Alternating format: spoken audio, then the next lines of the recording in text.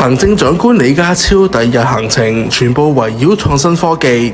朝早先到浙江大學醫學院附屬第一醫院總部參觀人工智能同機械人點樣應用喺醫療產業，之後同浙江省官員到杭州餘杭區未來科技城展館，了解當地科創產業規劃同人才政策，以及智慧城市、人工智能等嘅發展。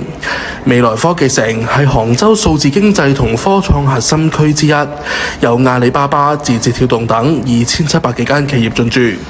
展館專門為特區政府訪問團設置專題展覽，展示杭州陸小龍嘅成果同技術。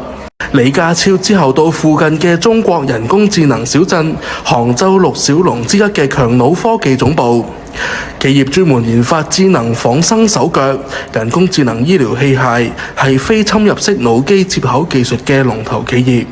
有員工自細已經冇咗雙手，但透過呢一雙手可以為李家超積極揮毫。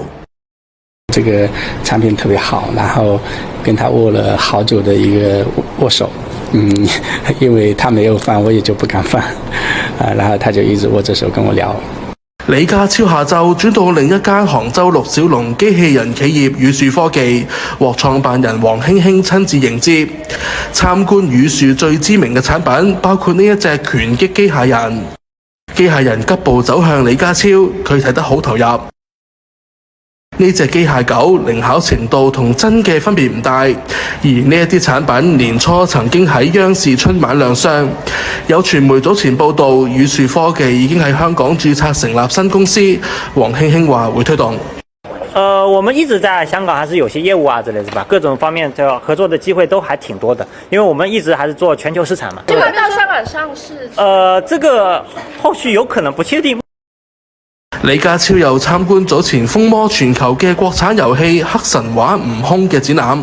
佢話：本港全力發展國際創科中心，歡迎杭州陸小龍嚟香港落戶或者拓展業務。李家超喺同日亦都同浙江省委書記王浩以及省長劉哲會面，雙方星期四會共同主持浙港合作會議第一次會議。